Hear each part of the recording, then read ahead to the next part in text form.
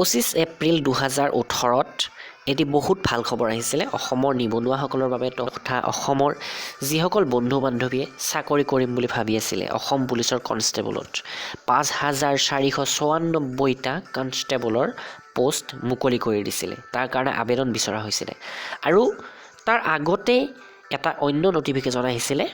যেটো আছিল sub inspector Assam পুলিচৰে সাব ইন্সপেক্টৰ পোষ্ট 31টা আছিল তেতিয়া পোষ্ট কিন্তু লাষ্ট এমাহ আগতে এই পোষ্ট কেটা বঢ়াই 490টা কৰি দিয়া হল তো প্ৰায় দুগুণৰ বেছি পোষ্ট ইয়াতে আহি গল তো বহু ভাল খবৰ আছিল অসমৰ নিবনুৱাসকলৰ বাবে অসমৰ চাকৰি প্ৰাৰ্থীসকলৰ বাবে তাৰ লগে লগে জেল ৱাৰ্ডাৰৰো 31টা পোষ্ট আহিছিল তো প্ৰায় 6000 পদৰ বৰ্তমান আবেদন ৰাখিছে অসম চৰকাৰে আৰু অতি সোনকালে ইয়াৰ এডমিট মুকলি কৰিব ইয়াৰ এক্সাম প্ৰক্ৰিয়াবোৰ আৰম্ভ হ'ব আজি এইখিনিৰ ওপৰত ভিত্তি কৰি মই আপোনালোকৰ বাবে এই সেশনটো লৈ আহিছো য'ত sub inspector constable jail warder সকলোবোৰ পোষ্টৰ ৰিক্ৰুটমেন্ট প্ৰসেসটো তথা ইয়াৰ এডমিট কাৰ্ড কেতিয়া আহিব পাৰে সম্ভাৱ্য এটি তাৰিখ তো সেইবোৰ আপোনালোকক জনাম প্ৰথমতে আমি কনষ্টেবলৰ ৰিক্ৰুটমেন্ট প্ৰসেসটো অকনমান চাই লওঁ ইয়াৰ কাৰণে আনআৰ্ম ব্ৰাঞ্চৰ কোৱালিফিকেশ্যন লাগিছিলে হায়াৰ সেকেন্ডাৰী পাস আৰু আৰ্ম ব্ৰাঞ্চৰ কাৰণে কোৱালিফিকেশ্যন লাগিছিলে মেট্ৰিক পাস অৰ্থাৎ HSLC পাস ফিজিক্যাল স্ট্যান্ডাৰ্ডটো এনেকুৱা আছিল হেইট চেষ্ট এইবোৰৰ মই কৈ নাথাকো আপোনালোকে নিশ্চয় জানে মেডিকেল স্ট্যান্ডাৰ্ডো অকনমান কোৱা হৈছে ইয়াতে যদি ভালদৰে চাব বিচাৰে ডেসক্ৰিপচনৰ পৰা এই PDF ফাইলটো ডাউনলোড কৰি নিজে চাব পাৰিব কনষ্টেবলৰ প্ৰথমতে ফিজিক্যাল টেষ্ট হ'ব এইটো নিশ্চয় জানে ফিজিক্যাল স্ট্যান্ডাৰ্ড টেষ্ট তাৰ পাছতে আছে ফিজিক্যাল এফিচিয়েন্সি টেষ্ট একেলগে হ'ব তো এই দুটা বস্তু তাৰ পাছত ইয়াতে যিসকল কোৱালিফাই হ'ব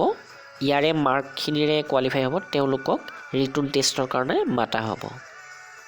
ফিজিক্যাল এফিচিয়েন্সি টেষ্টত 40 নম্বৰ থাকিব আৰু প্ৰত্যেকটো ভাগতে নম্বৰবোৰ ভাগ কৰি দিয়া হৈছে আৰু সেইমতে আপোনালোকে নম্বৰটো যিমান পাৰে বেছিকৈ পাব চেষ্টা কৰাটো প্ৰয়োজন কাৰণ ইয়াতেই সিলেকশন প্ৰসেসটো হৈ যায় আপুনি ফিজিক্যাল টেষ্টটো কোৱালিফাই কৰিছে সেই বুলি যে আপুনি সিলেকশন পাব সেইটো নহয় আপুনি ফিজিক্যাল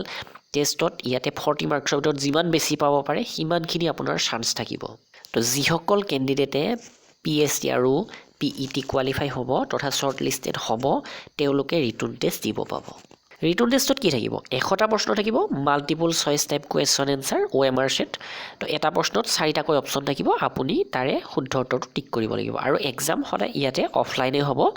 তো ইয়াতে কৈছে যে ৰিটন টেষ্টত 100টা প্ৰশ্নৰ ভিতৰত 50 নম্বৰ থাকিব আৰু কোনো ধৰণৰ নিগেটিভ মাৰ্কিং নাথাকে অৰ্থাৎ যদি আপোনাৰ কোনোবা এটা ভুল হয় তেনেহলে সেইটোৰ কাৰণে মাৰ্ক কাটা নাযায়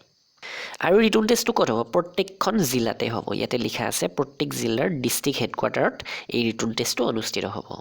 তো আপোনালোকে কনষ্টেবলৰ কাৰণে ইয়াৰ প্ৰিভিয়াছ ইয়াৰ কাট অফৰ ওপৰত মই ভালেকেইটা ভিডিঅ' ইতিমধ্যে আগবঢ়াইছো তাৰ পৰা চাই ল'ব পাৰে কেনেকুৱা ধৰণৰ কাট অফ ইয়াৰ আগতে গৈছিলে মই ডেসক্ৰিপচনত দুটামান ভিডিঅ'ৰ লিংক দি দিছো সেইকেইটা চালে কাট অফ কেনেকুৱা হৈছিলে ইয়াৰ আগৰবাৰ সেইটো গম পাব তো সেইটো চাই ল'ব তাৰ পাছত আহিছো সাব ইন্সপেক্টৰলৈ সাব ইন্সপেক্টৰ প্ৰথমতে 31টা আছিল পিছত পোষ্ট কেটা বঢ়াই দিয়া হৈছে হেতু গম পাইছে নিশ্চয় আৰু ইয়াতে এডুকেশনাল কোৱালিফিকেশনটো আছিল গ্ৰেজুৱেট আৰ্ট সায়েন্স কমাৰ্চ বা যিকোনো গ্ৰেজুৱেট আৰু ইয়াৰ কাৰণে ফিজিক্যাল স্ট্যান্ডাৰ্ড দিয়া আছে এইবোৰ মই কৈ নাথাকো ইয়াতে প্ৰথমতে ৰিটন টেষ্ট হ'ব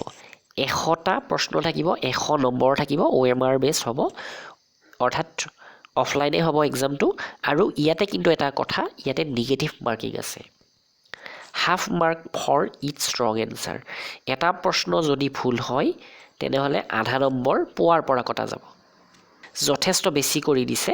সাধাৰণতে SSC বা অন্য এক্সামত 4 ভাগৰ 1 নম্বৰহে কটা যায় কিন্তু ইয়াতে আধা নম্বৰেই কটা যাব 3 ঘণ্টা সময় দিয়া হ'ব ইয়াৰ কাৰণে আৰু এতিয়া আমাৰ SI কাৰণে পোষ্ট আছে প্ৰায় 490টা 490ৰ 5 গুণ অৰ্থাৎ প্ৰায় 2500 কেণ্ডিডেটক ইয়াতে ৰিটন টেষ্টৰ পৰা কোৱালিফাই কৰোৱা হ'ব আৰু ফিজিক্যাল স্ট্যান্ডাৰ্ড টেষ্টৰ কাৰণে কলিং লেটাৰ পঠিওৱা হ'ব ফিজিক্যাল এফিচিয়েন্সি টেষ্টত 40 নম্বৰ থাকিব 1600 মিটাৰ ৰানিং লৰাৰ কাৰণে 800 মিটাৰ ছোৱালীৰ কাৰণে লং জাম্প থাকিব তো এইখিনি এনেকুৱা ধৰণৰ এইখিনি আৰু মই আপোনালোকক কৈ নাথাকো ডেসক্ৰিপচনৰ পৰা PDF ফাইলটো ল'ব আৰু এইখিনি গম পাব আৰু এটা কথা আপোনালোকক কৈ থওঁ যিসকলে SIত এপ্লাই কৰিছে তেওঁলোকৰ কাৰণে হয়তো বায়োমেট্ৰিক ৰেজিষ্ট্ৰেচনটো এইবাৰো হ'ব পাৰে ইয়াৰ আগৰবাৰ 2015 ডিসেম্বৰত ওলাইছিল 2016 চনৰ ফেব্ৰুৱাৰী মাহত ইয়াৰ এক্সাম হৈছিল দুমাহৰ ভিতৰতে হেবাৰ এক্সাম হৈছিল এপ্লাই কৰাৰ দুমাহ পিছতে তাৰ আগতে এদিন বায়োমেট্ৰিক ৰেজিষ্ট্ৰেচন হৈছিল আৰু বায়োমেট্ৰিক ৰেজিষ্ট্ৰেচন যিসকলে কৰা নাছিল তেওঁলোকক এক্সাম দিব দিয়া হোৱা নাছিল তো বায়োমেট্ৰিক ৰেজিষ্ট্ৰেচনৰ ওপৰত মই এটা ভিডিঅ' বনাইছিলো সেইটো ডেসক্ৰিপচনৰ পৰা চাই ল'ব পাৰিব সেইটো চাই ল'ব এতিয়া এডমিট কাৰ্ড আহিব কেতিয়া বহুতে বহু ধৰণৰ তথ্য ইয়াৰ ওপৰত আগবঢ়াইছে আৰু আপোনালোকে নিশ্চয় গম পাইছে অসম পুলিচৰ এডমিট কি কাৰণত এইখিনি সময়ত নাহিল অক্টোবৰ নৱেম্বৰ মাহৰ ভিতৰতে আহিব লগা কথা আছিলে কিন্তু ইলেকশ্যনৰ কাৰণে এই যিটো প্ৰচেছ এই প্ৰচেছটো পিছুৱাই দিয়া হৈছে ইলেকশ্যন শেষ হোৱাৰ লগে লগে অহাৰ যথেষ্টখিনি আশা আছে আৰু জানুৱাৰী ফেব্ৰুৱাৰী মাহৰ ভিতৰত যে আহিব সেইটো সকলোৱে নিশ্চয় ক'ব তো ময়ো সেইটোৱে কওঁ জানুৱাৰী ফেব্ৰুৱাৰী মাহৰ ভিতৰত অসম পুলিচৰ এডমিট কাৰ্ড আহিব লাগে আৰু যিসকল বন্ধু বান্ধৱে অপেক্ষা কৰি আছে তেওঁলোকে সদায় তেওঁলোকৰ যিটো ফিজিকেল বা ষ্টাডিয়ে হওক এইখিনি ৰেগুলাৰ কৰি থাকক হঠাৎ আহি যাব পাৰে আৰু অহালৈকে ৰৈ নাথাকিব সকলোৱে নিজৰ কৰ্তব্য কৰি থাকক ষ্টাডি কৰে বা ৰানিং কৰে আৰু অন্য যিমানবোৰ প্ৰয়োজন হ'ব ইয়াত চিলেকশ্যন পাবলৈ সেই সকলোবোৰ কৰি থাকক তো বন্ধু বান্ধৱীসকল আজিৰ ছেশ্যনটো ইমানখিনিয়েই ইয়াৰ লগে লগে মই নেক্সট ছেশ্যনত আপোনালোকক কাট অফৰ ওপৰত ভালদৰে জনাম ছাব ইনস্পেক্টৰ কনষ্টেবল সকলোৰে কাট অফ মই আপোনালোকক প্ৰত্যেকখন জিলাৰে অতি কম সময়ৰ ভিতৰতে গোটেইখিনি কৈ দিম তো ছেশ্যনটো নিশ্চয় লাইক কৰিব পাৰিলে আপোনালোকৰ বন্ধু বান্ধৱীসকললৈ হোৱাটছআপ গ্ৰুপত ফেচবুকত শ্বেয়াৰ কৰি দিব ধন্যবাদ